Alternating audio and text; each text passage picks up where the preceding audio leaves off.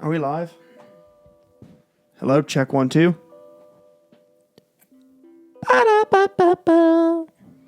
I can deal with that. You know what? No intro. Just go into it. Hi. Hi.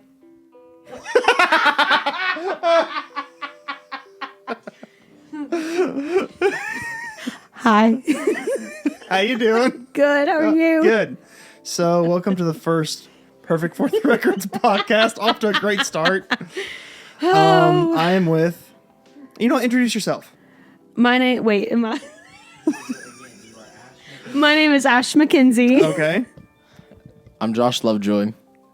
Okay. I love it. I love it. So, I've got questions for you. Okay. And now these questions are for both of you, so people that are watching can know more about you, your history, and your music, and all that fun stuff. The people of the interwebs.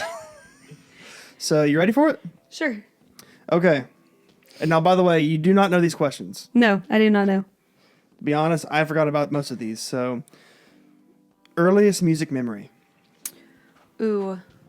Probably whenever I was probably around 7 years old. A guy used to play guitar and sing in the church I went to, and he sang "I Can Only Imagine." And so growing up, that was my favorite song. And then I started singing it, and now the church that he played at has me come and sing that song. Oh, it's kind of come full circle. Yep. Oh, that's cool. Is there a bit of like a... Well, I guess I come back to it. Back to like square one type feeling when you sing that song. Mm-hmm. The first time I ever sang the song at that church, I referred back to whenever I would get on stage and sing it with the guy that played the guitar. And they were like, "We can't believe how much you've grown. And like, we love it when you sing the song." Yeah. Okay. Josh? Is it I Can Only Imagine? It is not I Can Only Imagine. Always grew up in church, doing music. I honestly don't remember when it all started, but I knew it was probably before I could even remember. But I know one of the songs that I remember listening to a lot growing up was Cinderella by... is that Stephen Curtis Chapman? Yeah. Oh, I forgot about that song. yeah. That's a good choice. That was always one song that I remember too, like all the time. Like, I don't know what about it. I was like fascinated and locked onto that song as a kid, which I ended up actually getting to see him. I don't know if it was like him individually or if it was maybe at like a winter jam, like later down the road, and like actually listen to the song. And I like looked at my mom. I was like, "That's a really sad song. Why'd you let me listen to that as a kid?" But yeah, that was probably one of the songs that I remember listening to a lot growing up, and so it just from there, here we are. Yeah. Actually, side tangent on Stephen Curtis Chapman. He was inducted to the Grand Ole Opry. Yeah. Really? I didn't know Yeah. that. Yeah. Now I got a dumb question. What is the Grand Ole Opry? It's the Grand Ole Opry's down in Nashville, Tennessee. It's like a big concert, like big named concert. Country music type thing? Call it the Hall of Fame, like the NFL Hall of Fame, but it's for like music. I wouldn't say it's the NFL like the Hall of Fame for music. I would just say it's one of the places that are like, it's a place where like a lot of people work to get towards. With all the record labels and everything, companies down in Nashville. Like, Oh, yeah. but it doesn't have to be specifically country. It started off that way, and it mostly is that way. But they branch out every so often. So especially when a non-country artist gets it pulled into it, it's definitely a big ordeal because it's typically not expected. Yeah. It's funny you mentioned Nashville. Have you ever been to Nashville? Mm-hmm. Oh, I'm jealous. I heard a funny story from a musician who said that Nashville, all the current musicians in Nashville, all grew up on Screamo of the MySpace era, and those are the Probably. ones who are making all the country songs. Yeah, that I don't doubt. So, if you like country music, you like emo music. You can't argue that. Anywho, let's go back to first of all, I want to say thank you for the camera person. Whoop, whoop, go MLE. So we did work on some songs today. Are you excited? You're working on an EP. Yes, I am working on an EP, and I'm very excited about it. I love the meaning behind a lot of the songs that we have. I really love.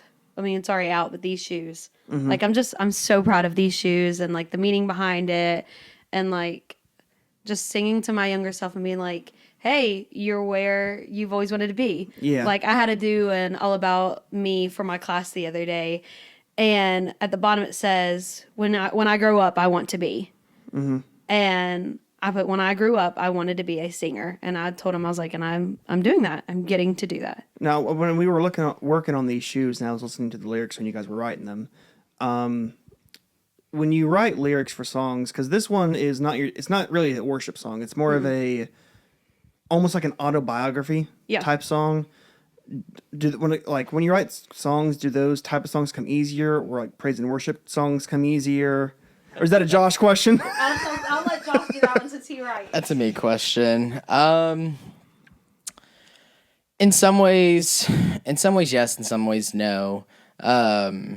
Obviously, like you said, like it's not a worship song, but as Ash is a Christian artist, I want to make sure that lyrically, with on all of the music that she releases and that we create, at the end of the day, yes, she's sharing her story, but her story is an example of God's work at the same time. Gotcha. So it's easier to be able to figure out the layout of a song when it's a story that she's shared, because it's, okay, well, this happened first, this happened next.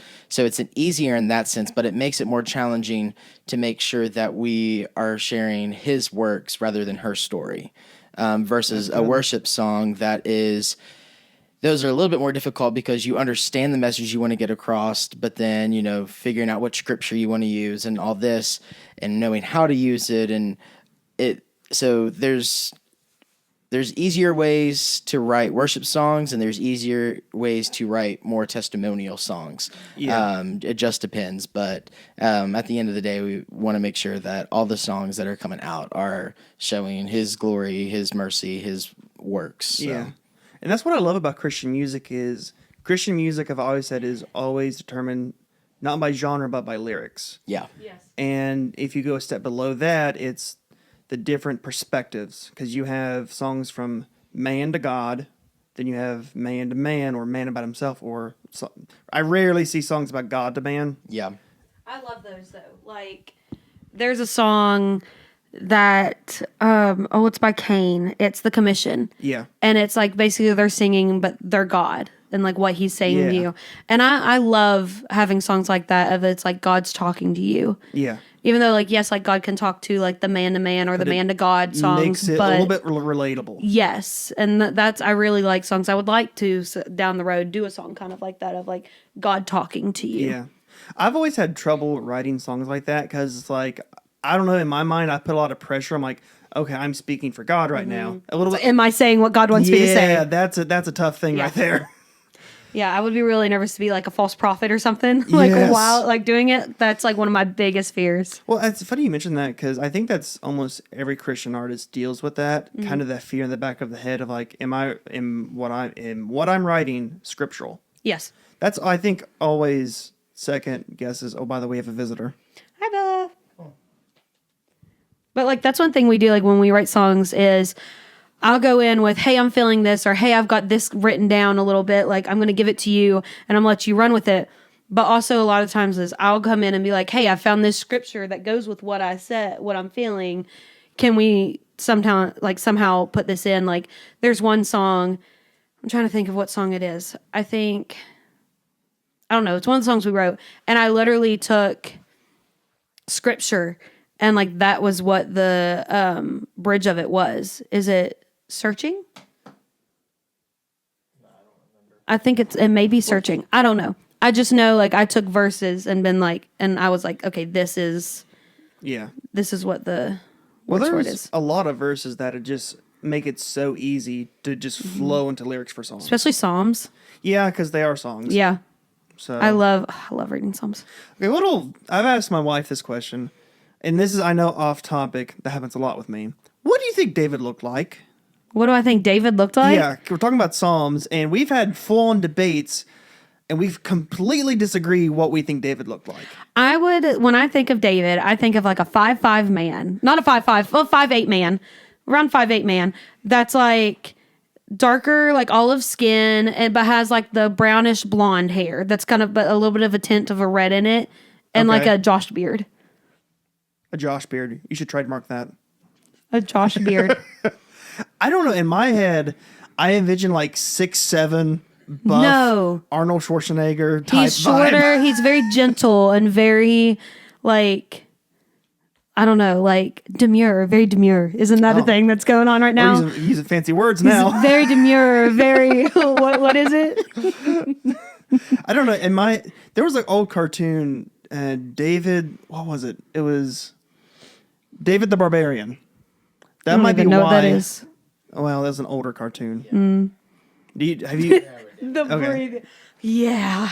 I don't know. In my head, I'm like imagining like David 6'7", just super buff, playing his harp in the garden, Super buff, playing his harp in the garden. Hercules. just full on Hercules. But yeah, there's some Psalms, well, actually a lot of Psalms I think just flow super well. Mm-hmm. And it's actually, depending on what genre under Christian music you do, like Ecclesiastes or Lamentations, which is not the happiest stuff, but if you're doing Christian metal, that's perfect for that stuff. If you're screaming into a mic, that's Yes. perfect for that. Yes. So let's get back to the next question. Okay. What was it like your first time performing live? Ooh. Do you want like the first time performing one of my songs live or like performing live in general? Both. Okay, performing live in general, when I think about like the first time I like sang a song in front of a whole people is during a revival, and you were part of this revival also. And I yeah. And someone said right before we went out, they're like, there's 1,000 people in the audience. And I was like, holy crap. And then Yeah. they're like, there's also like 1,000 people on live right now. And I'm like, oh my gosh, I'm going to die. And I went out and I led a song and I did it. And I don't know how I did it. Well, actually, it was probably by the grace of God that I Yeah. did it. But I couldn't breathe the whole time. But then like performing like one of my songs like for the first time ever was actually back to my grandparents' church where I used to sing I Can Only Imagine. Okay. And I sang Wildflowers there. And it felt great it was kind of like going back to my roots of like, Right. this is where I started and this is where I'm going to sing my song for the first time. Nice. And it was great. And my friend's little boys brought me a bouquet of wildflowers. Oh, that's so sweet. I know. I almost cried. They walked in. They were like, "We're proud of you, Ashton." And almost handed me like the a bouquet. Hallmark I was movie like, now. I know. I was like, "Oh my gosh, I love you all so much." Oh man. There you go. When's yours? I honestly don't remember. Perfect.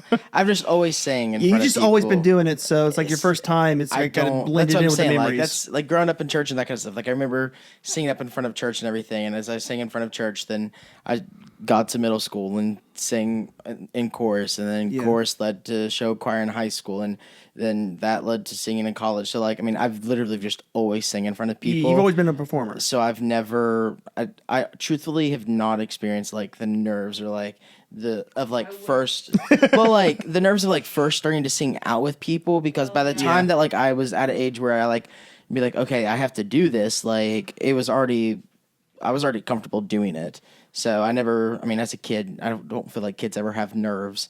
Like they just go full throttle with everything and be like, hey, this is what you're about to do. Like, deal, sign me up. Yeah. So like by the time that I got to the point of like, oh, now people have like opinions and thoughts. Like I like start as like a teenager, you start thinking those things like, what do people think about me? Yeah. When I got up to sing, I never like those things didn't come across my mind. It was Right. hard as an adult having those feelings of like, oh my gosh, I'm getting ready to get in front of these people, and like having that fear and that anxiety. Like, But that's the thing though. Like I feel like now, like singing and all that kind of stuff. When I'm singing, I don't want. I can't remember what song it is, but like when I'm singing, I don't want people to see me singing. yeah. So like I could care less what they think about me. If they're Yeah. more worried about me, singing up on the stage, then that tells me that they're there for the wrong reason or listening for the wrong reason. Yeah, you're Right. So Their like heart's not in the worship; it's in the what is everybody else us doing? doing. Yeah. And So I think, just, I think you made a good point. As I get older, I would say one of the most important things about worship is heart posture, Yeah. where your heart is. That's one thing I've been having to learn, especially with heart posture and like the fear and everything. Yeah. We talked to a girl, it's the lead singer of a band, and like the stuff she told me of like she literally, her words was, "Do you think I give a crap about what people think of me when I'm up there?" She goes, "I'm doing this for God." Yeah. She's like, "I'm not doing it. I care what He thinks of me when I'm up there." And that's like really made me like stop and think of like, yes, I've always cared of like what God thinks, and yes, I'm doing this for God, but of learning you know what, it doesn't matter what people think of me when I'm up there. It matters what God says, Yeah. and because I'm doing it for Him, I'm not doing it for others. I am doing it to plant the seed into others, but I'm not doing it for their approval. Gotcha. And we're part of a organization that helps out with like high schoolers. He said something the other day that I really loved, and I'm going to read it because I've been like really struggling with like the like some stuff that's like happened with me, and of like when I get off stage of like someone not saying like, "Oh, that sounded good." It's because I used to always be critiqued whenever I'd get off stage, and like Yeah. now that I'm not, it's like, "Well, was that bad?" And it's like, "No, it wasn't. It's just you're not being critiqued anymore." And like what the guy said, he said, "You may not get instant praise, but you planted a seed." Yeah. And it's like, oh wow, yeah, I'm not getting that instant praise, I'm not getting that instant critique, but I've planted the seed in someone with what I've done. Yeah. We're all Christian musicians, and that's really our focus. Kind of go back to Christian music is such a different thing than normal genres of music is. If you were just doing country music, you're not really thinking of planting the seed. You're just performing, playing the song, and all you have really to go off of that is the praise from people. Yeah. But the cool thing about Christian music is you can forget about that, forget about what people think, and just worry about ministering, planting that seed, and just going from there. And like sometimes I get in the rut of like, well, what am I do if what I'm doing is that actually planting a seed, or am I just doing it to do it even Yeah. though like this is what God's told me to do. And I was really in a rut like that for a while, and I had a lady come up to me at church, and she gave me a big hug, and she was like, "Hey, I just wanted to tell you, like, I really loved that video you posted the other day of this. I think I was singing a song by Demi Lovato, Warrior. I sang that and I posted it." Yeah. And she was like, "I just loved it so much and loved the meaning behind it. I loved your heart with it." She was like, "Please post more." She was like, she was like, "Because I loved your heart behind it." And I'm like, okay, I planted that seed. It's like, yeah, it wasn't a Christian song, but like I planted the seed of like how God's helped me through and how He's made me a warrior. It's always funny when we get that confirmation from God. It's always before that we'll hear lies from the devil. Yeah. And that's, I don't know. I've been dealing with that lately. But I want to go back to performing live. I got a quick question. Do you think it's easier to perform to 1,000 people as opposed to 20 people? Yes. I feel the same way. Because I've played in front of a lot of people that I've played in We front were of. in front of the same 1,000 people. Yes, that I talked about. and I forgot about that. I know. That's where we And- met. Was we that? did. Yeah, because I remember people introduced us because you played bass for it. I did. And I Man, sang. my memory is horrible. Sorry, Okay, mine is too. I'm surprised I flashback. remember that. But I've played in front of 3 people, Mm-hmm. and I overthink it more in front of 3 people than over like 1,000 Mm-hmm. people.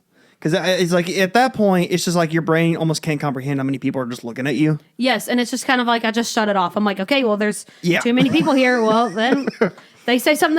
I'm just gonna go with it. I may be freaking out, but like I'm just gonna have to go with it. And like the smaller group of people, I don't know. I feel like there's more. I just don't like the smaller group of people. I mean, I like it. Like I want to plant the seed with them, but Yeah. like, give me whoa. It was God. Yeah, Boing. I need a gong behind me for the podcast. But it's just like the smaller group of people. I feel like when it is that, it's more people you know. And so it's more of like, I feel like they'll judge you more. But if it's like a lot of people, Yeah. because, I mean, who knows over 1,000 people? And like, they are less likely to judge. I don't know. That's where my mind goes. I'll play devil's advocate here. So, do I think it's easier performing in front of 1,000 people over 20 people? In the sense of maybe not worrying exactly about me as an individual, sure. But with the 20 group of people, like you said, it's most likely going to be people you know. Yeah, With that, the 20 people that are around you, if they're people you know, then hopefully they're people that have a relationship with the Lord and whatnot. And so I feel that I'm only thought about this because over the summer I worked a kids camp and led the music, and the night before we got the campers, all the volunteers and everybody were together. There was probably closer to about 30 people there, but I mean it's 10 more people. And me and my friend, he played guitar, and we just did this like giant medley mashup of songs, and being able to see each individual person singing, being able to just sing in this open room. We weren't mic'd up or anything. We were just standing in this open room. I think when you have the small group of people who are all there to worship and to praise God, I think it is more powerful and a lot more meaningful because, like you said, it is the people that you know. Yeah. Like, especially in this case, like we were all gathering together to work this camp for 5 days and share the word of God to elementary school kids. It's more intimate. Exactly. So I like the more intimacy aspect of it. Now, you're going to have more like powerful moments possibly happen when Yeah. you've got the 1,000 people because you're going to have people there who maybe don't know God and don't have a relationship with him or might be in this like valley or the stark moment and be like, I really just needed to hear that and whatnot. But I think as a singer singing with a smaller group of people, I think it becomes more intimate and kind of gives you yourself a kind of reset moment of like, this is why I perform and this is why I want to perform in front of thousands of people because I know that it can be like this for them. It can be this intimate moment and really make meaning out of the worship and out of the songs. So Gotcha.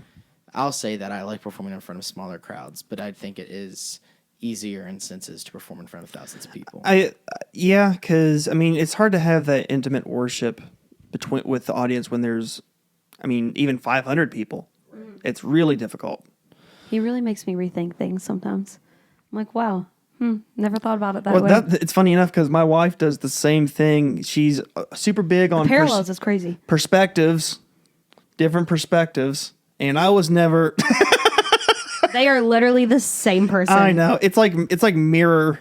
It's like when you all come here, it's like I mirror know. the opposite. Me and you are the same person, and then Josh and Yeah. Emily are the same person. It's crazy. It's like an inside joke that never ends. I know, really. Wow. So on Performing Live, a little fun question. And you can own up to it. It's completely fine. What's like the biggest blunder live? Ooh. Because while you guys think, I'm gonna go ahead and I don't need time to think. I got it.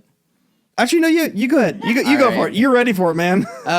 So like I said, I did show choir in high school. And I was always the one like in charge of like cleaning up all the choreography and all that kind of stuff. And I'll never forget, it was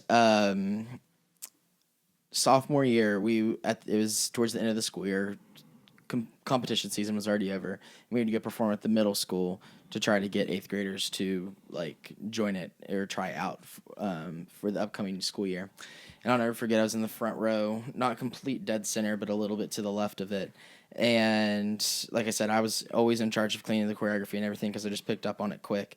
And I'll never forget that there was a part where we were just supposed to turn around to the back, and I accidentally spun completely all the way back facing forward. And at that point, I did not know what I was supposed to do because I knew that I was not where I needed to be, and I just stood still.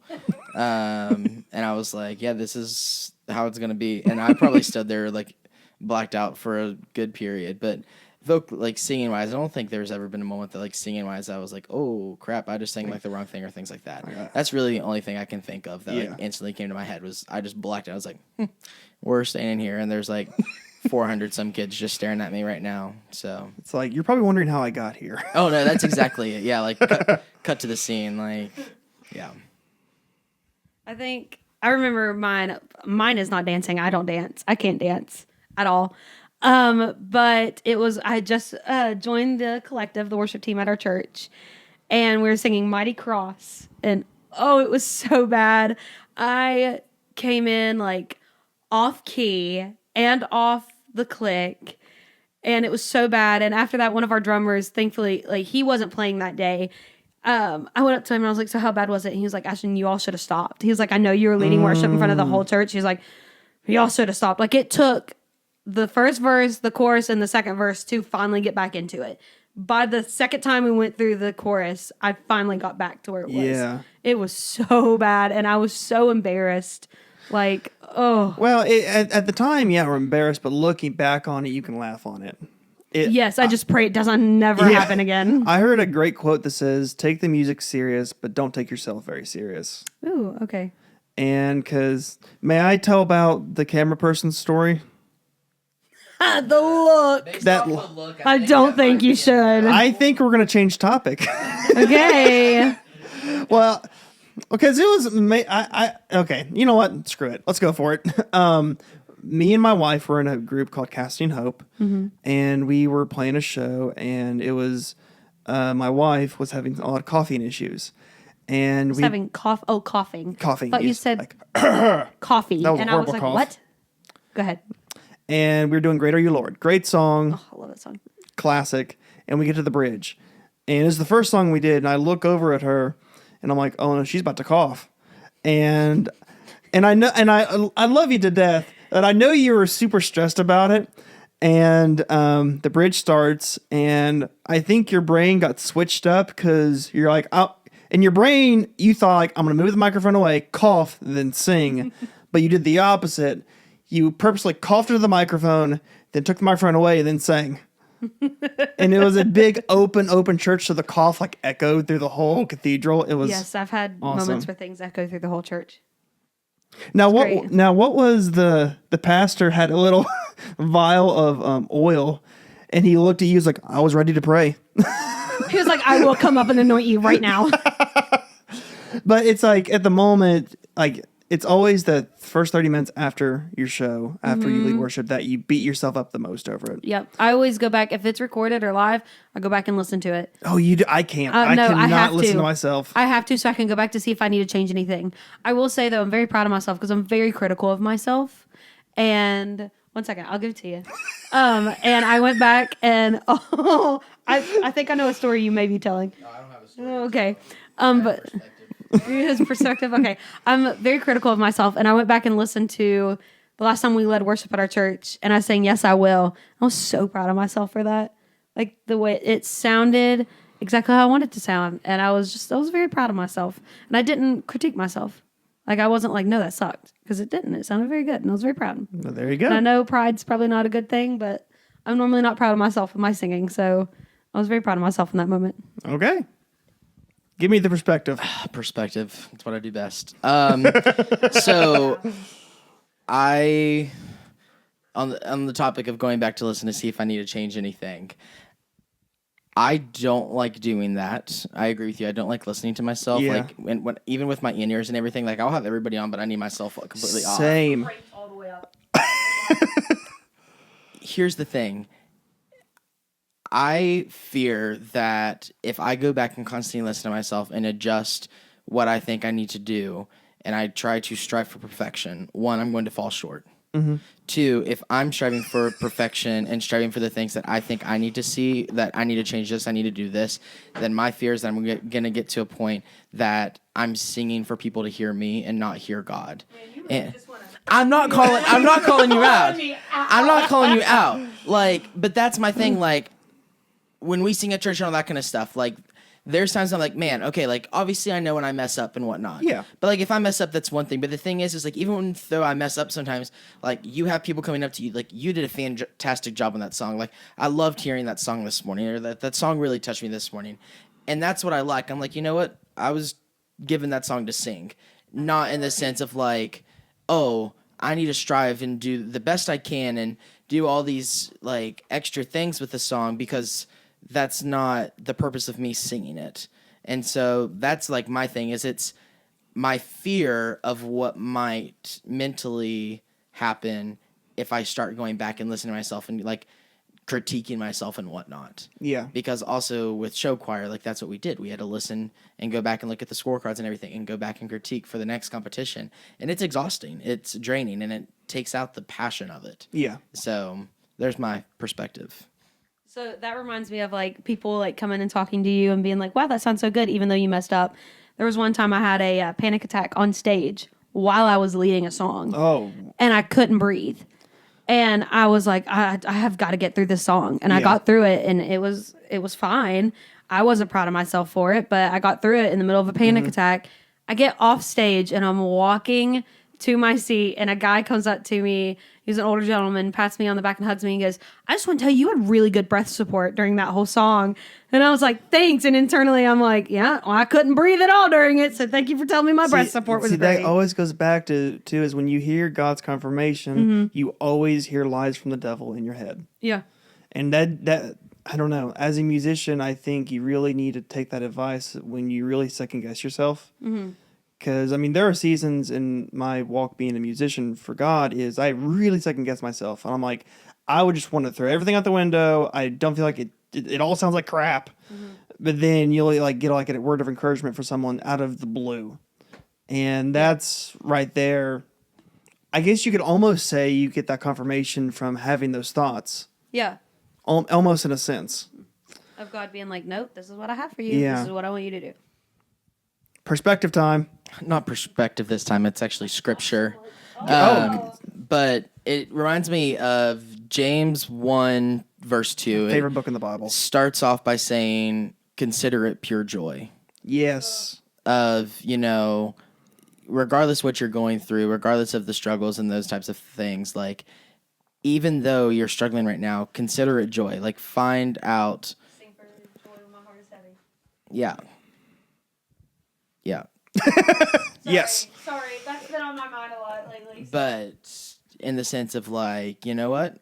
It's not going to be pretty. It's not going to be easy. But guess what? I'm going to find joy in it. There we go. So I love that you mentioned James because that's my favorite book in the Bible. If you read James, that's one dude I would love to meet because that dude was very blunt. What do you think James looks like? Ooh. He's got a mullet. No. He's blunt. Hey, listen, if he's blunt, he looks like Josh. That's who James looks like. Well, actually, little fun fact about James. Do you know that we don't really know which James wrote the Bible, but most things indicate that was Jesus' brother. Really? Yeah. That's so cool. No,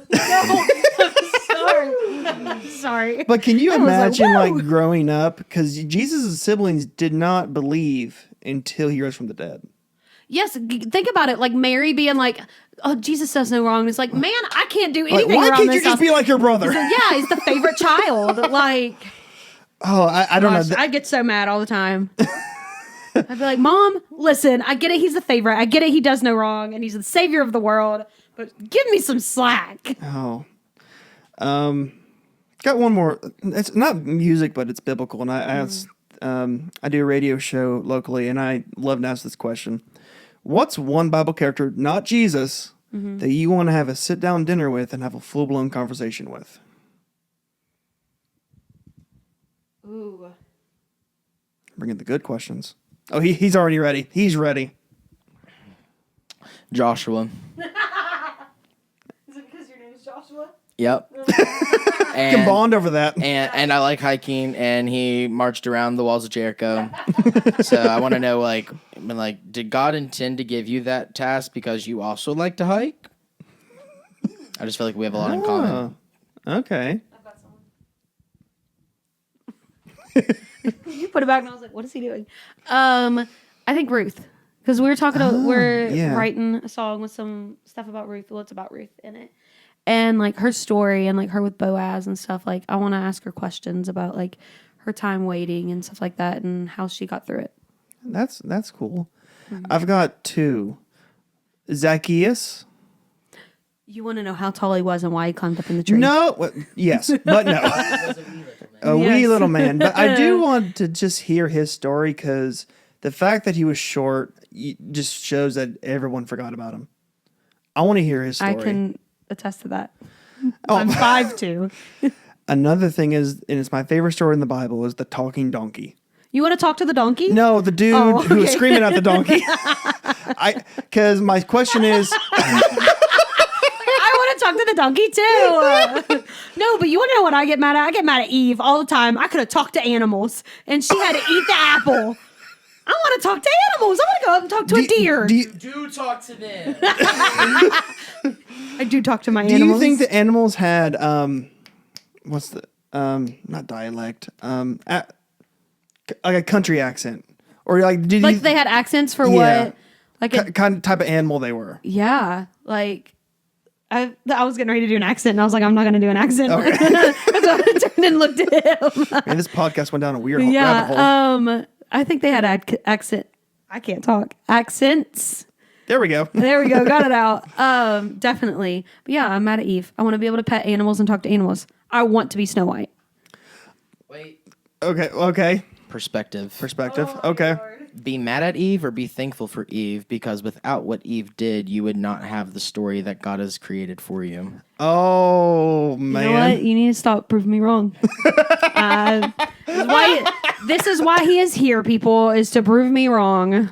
Oh, wow. Prove you wrong or steer me in the right direction. Steer me to God.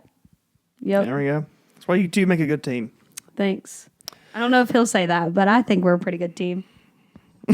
My back's been hurting. Because he's carrying it all. Oh, man. Well, I want to get back into the EP. Okay. So from the time we are recording this podcast, Wildflowers and These Shoes are out. Yes. So out of those two, we've already kind of touched. These Shoes is probably the more special one to you. Yes. Okay. The ones we've not released, and you don't have to go into super detail, but what is one that we've not released that's a little, like, it's special to you? And you can go into super detail or like not much detail for the listeners. So there's one. Oh, you're talking about on this EP? Yes. Oh, man. Okay, never mind, because that's... Okay. On this EP, I don't remember. This is bad. I don't remember all the songs that's on the EP. Well, you want me to go ahead and name them off? Yeah, go ahead. I don't care. There's Searching, Yeah. which I think is probably going to be my favorite in general. Searching is pretty great. I wrote Searching years ago. I remember the first time we got together to even talk about being on the label. This was before Josh. Yeah, This was and before Josh came in. we jammed it out, and I don't remember. Probably what we jammed out then probably is not what ended up on the song. I highly doubt it. We did. What are you talking about when we were at the radio station? Because I remember we went back and we did some song. I don't remember what song we did. We did something. 'Cause that was... Is it I Pray For You? We did I Pray For You. Yeah, we did, didn't we? We did I Pray For You, which is another song that's on the EP. So Yes. No, it's not. no, it's not. Never mind. It's not on the EP. I'm sorry. Or worship leaders were allowed to lie. You did not hear that song name? It is not on the EP. I'm so sorry. But it is something that you should subscribe because you might hear that song in the future from somewhere. And there's another song I'm really excited about, but But on the EP, there's Searching, there's Overflow, there's In the Waiting, and well, there's a little instrumental intro. But I love the little instrumental intro. That is so cool. I just love everything we did to do it is with kind of. It's unique. Cause we're not. I don't want to say what's in the song. No, because I want. But I people can't to wait for you all to hear it. Yeah, it's really cool. I would say Searching for me out of I think there's 3 more is probably my favorite instrumentally and like. See, it's hard for me to pick because like I think back to where I was like in life writing these certain songs, and like Josh helped me write Wildflowers, and Josh has helped me write all of them except for Searching. I already had Searching written when you came in. And so like my songs that I've had the longest that I just hadn't done anything with yet is Searching and Wildflowers. And just thinking back of like where I was in my life, like when I wrote Searching. And like I remember the first time showing like what I had for Searching to our worship leader. And I still have a voice recording on my phone of my worship leader singing a little bit of it to help me with it. Oh, that's cool. And just thinking back like of where I was in my life then, and then like when I started writing Wildflowers, of like where I was then and how much I was growing, and then bringing it to Josh and being like, hey, I have this song. I know you like music too. Can you help me with it? Like I'm kind of in a rut. Like I don't know what else to do. And then one day I was like, hey, I got to go to the studio. You want to come to the studio with me? Just I figured it's something you would like. And you've came almost every time since, and then signed on as a writer, and yeah. And now you sing on it and everything, and it's hard for me to pick They're like one children. song. Yes, because like I know the story behind all of them. I know where I was at and why I wrote them, Each and song like why I takes wanted you them, or why back we to a wrote them. certain point in your life. Yes, it's like these shoes. Whenever I think of these shoes, like it takes me back to like. It honestly takes me back to probably about, I don't know, probably 7 years ago, of like when I had left my childhood church, of like how defeated and everything I felt. Yeah. Are we going over time? Is that what Oh you no, looked? no! I realized Oh, there's the battery's dying. but we're going to ignore it. Okay. And on YouTube, we'll have a smiley face over it right now. Smiley face over it doesn't exist. Okay, so The magic of post production. but like these shoes, like thinking back of like 7 years ago, it takes me to like whenever I left my childhood church, and of like me feeling like I was never gonna find like a home again. Like the lyrics in these shoes talks about like finding a home, and like the symbolism, is that the word behind is symbolism the right word? Behind those lyrics is not like a physical home, as in like a house, but it's like finding a home of a church. Yeah. Of like, I never thought I would find a church that felt like home, and now that we're at New Heights, Shameless plug. shameless plug, New Shameless. Heights is a great church. Now that we're there, like I really feel like we're all family. Like we are a little bit of a bigger church, especially since we're going to 2 services now. But like, I feel like I know a lot of people there, and I feel like everybody truly loves each other. Yeah. And like I never thought I would find a place like that. And so like being able to tell my younger self of like, hey, you found that home. You found what you were searching for. Because I was college Ashton. Yeah. Finding a church is so important. It's difficult because It's very difficult. the reason why you go to church is to grow. Mm-hmm. And you And have if you're to, not growing. Yeah, if you're not growing, you gotta find somewhere to grow, because how your relationship with Jesus continues is by growing. Yeah. You like the worst thing I think a Christian can do is just be stagnant in their faith. Mm-hmm. But back to the music thing, Josh, do you have a specific one out of the 3? Because we worked on them all day, and I will say in the waiting, we just demoed it out. But I know I'm envisioning it in my head. That's gonna be a fun one. I was about to say, I think that's going to be a fun one to do. For me, I honestly don't know which one would be my favorite of the EP. Like you said, it's like children. It's hard to pick. See, I have a favorite song though, Is it not on the EP? but it's not on the I EP. know, I have a favorite song too, and it's not on the EP. I couldn't say it. Is it the same? Hey, we're just giving It's definitely people. not the same. Oh, okay. We're giving people to subscribe and follow for more in the future. So Okay, so you I would say your say I would say this much. On the note of what this EP kind of like entitles and everything, a lot of the EP encompasses her story, and kind of I feel that these past couple of years have been a really like hard time to get through and everything, and I feel that she is getting to a point now where she's like has a lot more to look forward to. And I think and I think that the EP does a good job at showcasing that there are hard times, but I also think that hinting at future songs and that kind of stuff, there are a lot of things to look forward to, just as like on your walk with God. Like when it starts out and everything, it is rough, it is hard. Yeah. There are a lot of things you have to get rid of. You can't forget about those things, because if you forget about those things, then you're also probably going to forget about why you have a relationship with God. yeah, 100%, 100%. And so I think that as we look forward to future projects and future songs to come out for Ash, I think at the same time that when you listen to the EP when it comes out, to remember that that only represents a portion, that we do, that like in Wildflowers you hear that it is hard, but we will shine, that he does rain down on us, and that we will grow. In these shoes, it is hard. There's a lot of things that we wish just life would be easy, but we're going to get to a place and get to a point and be around people who help us be better. Yeah. We're not going to, we're always going to have to keep going. There's Right. never a stopping point. So I'm not going to say that get to our full potential, because we'll never get there. But to keep going. And then with Searching and Overflow and The Waiting, I mean, even kind of just within the song titles, you can kind of hear that same message.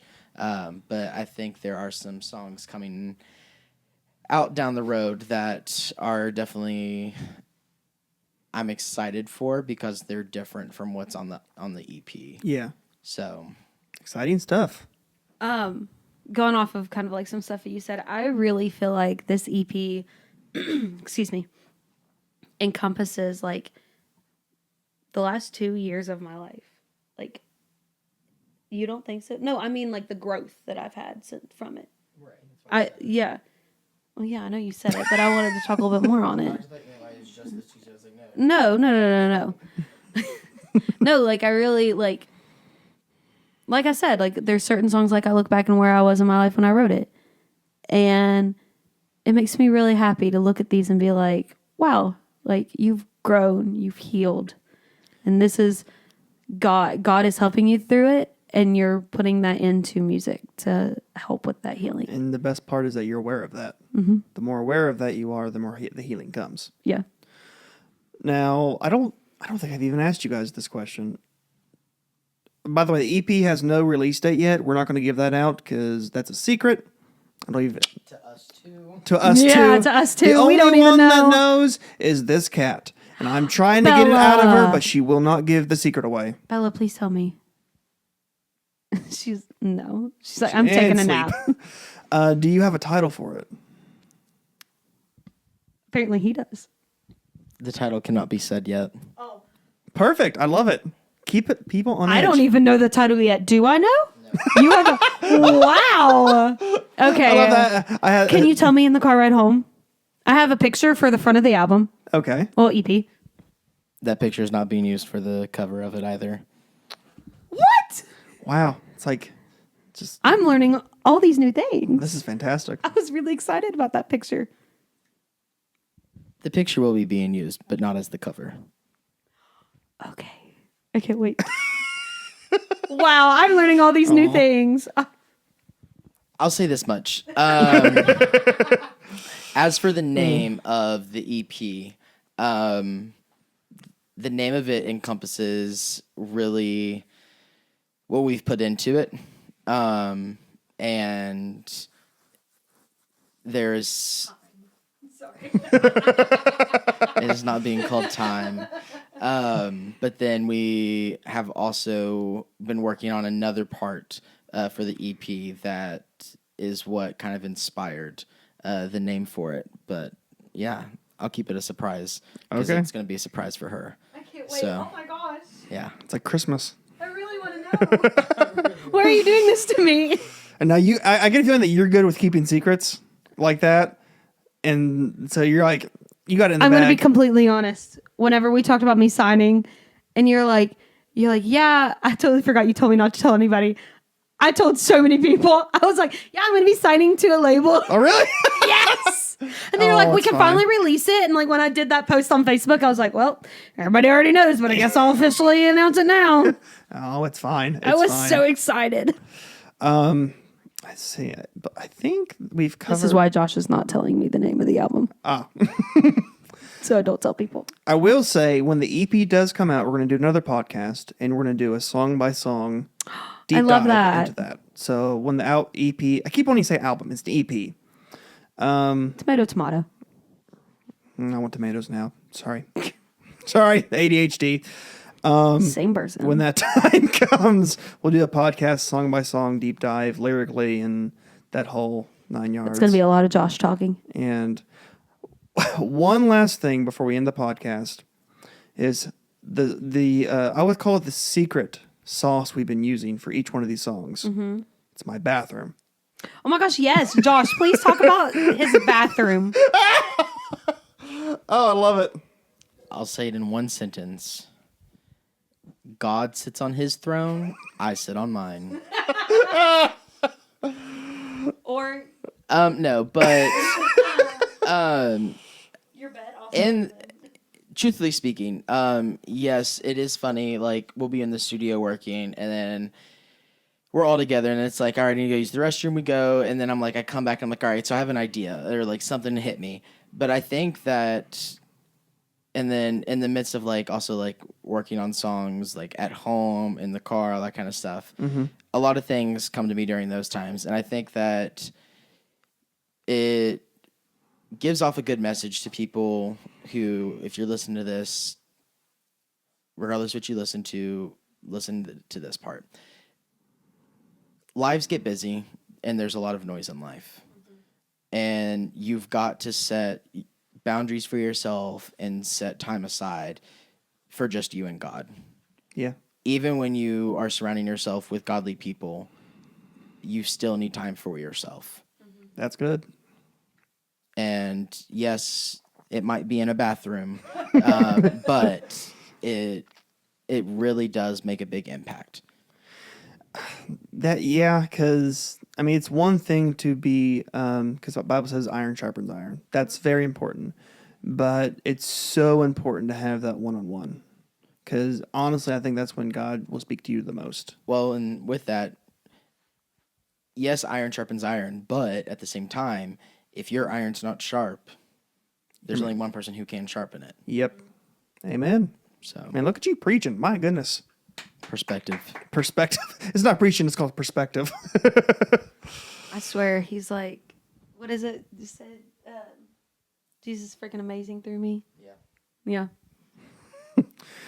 But is there anything else before we end the podcast that you want to talk about? Because this has been fun. I've enjoyed this. I've had a lot of fun doing this. I want to do it more. I don't know. Listen to Wildflowers in these shoes. We Yes. worked very hard on them. I'm very proud of them. And I'm glad I've got a great friend that helps me write them. I'm glad I have a great team behind me that helps me.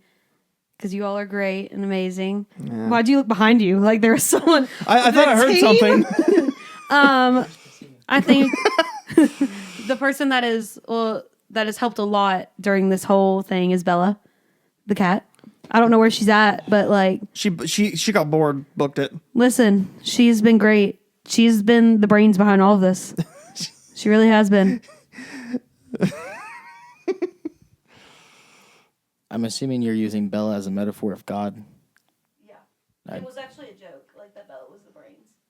But like God obviously is like the biggest. You're speaking and you don't have a mic in your hand. I don't know if you can hear me or not. And Obviously, I'll fix it in God. post-production. Okay.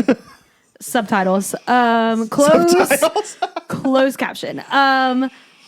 Obviously, like God is the biggest help through all of this, and He's the one who's done everything, and He's given me my confidence back, and He's helped through all this. He's given me these amazing people to help me through this and help me do what I've dreamed of doing since I was little. I know yesterday I was talking to my dad and my brother about how I was coming here today to record and do stuff. And my brother goes, "Do you even make money from music?" It's 2024. None of us make money. And I said, that's not the point of me doing music. Yeah. I said, if you want to be in the music industry, you don't make money. No. You do it because you love it. And I'm doing it because I want people to come closer to God and I want to touch people. Especially if, like I've said, in Christian music, I mean, the money helps your ministry. Yeah. It helps keep it going. But the main part is God's gave you this gift and He wants you're doing it for the Lord, and He wants you to like use your gift to plant seeds of faith in other people. And I'm doing a disservice to God if I don't use my gift that He gave me. Have you heard of the band 10th Avenue North? Yes, I love them. There was a clip I posted on Facebook a couple days ago, and a kid came up to him and said, "When did you know it was God's call on your life to play guitar and sing songs?" And he's like, "It's not." And he says, biblically, it says God's will for your life is to pray without ceasing, be thankful, be grateful in everything that you do. Mm-hmm. And he then says that what happens if he gets in a car wreck and breaks his arm, or has like a brain injury and he can't write lyrics? Is God's will then canceled in his life? No. He says that God's will in your life is more than a career path. It's more of the posture of your heart. Mm-hmm. And I heard that and I'm like, oh, just attack me, why don't you? I had someone tell me one time I had to have an endoscopy done because I was having a lot of like acid in my stomach and it was coming up to my throat, and I was really scared that it was hurting my vocal cords and I wasn't going to be able to sing. Yeah. And I remember I was talking to a woman and I was like, please pray for me because like if I can't sing, I don't know what I'm going to do. That's what God's called me to do. Mm-hmm. And like she was like, no, you still, yes, God's called you to sing, but even if he takes that away from you, he still has you here for a purpose. You can Right. still talk to people. You can still plant that seed through talking. Yeah. I'm like, okay, I get that. Man, we're preaching now. I know. Look at Praise us. God. When I got it back, they took pictures of my vocal cords and they're like, they're in perfect condition. And I was like, that's God for you. Hallelujah. Is there anything else before we end the podcast? We've been going for an hour. Wow. This has been fun though. This has been a lot of fun. And next time we'll hook up a microphone to Bella. There's Bella. Come here, Bella. Do you have anything to say? Come on. Oh my goodness. Please meow. Oh, no, she murped. Anywho. Let's see. Facebook page, Instagram page. TikTok. Facebook, Ash McKenzie. Instagram is ash.worship. And I think TikTok is ash.mckenzie. That's correct. Yes. Anything else before we sign off? Mm-mm. Okay. Well, subscribe on YouTube. This will only be on YouTube. Maybe we'll have this on like Spotify, or I call it Spoofy. I'll put some clips of it on my TikTok. Okay, there we go. Subscribe, and thank you for watching. And until the next one, goodbye.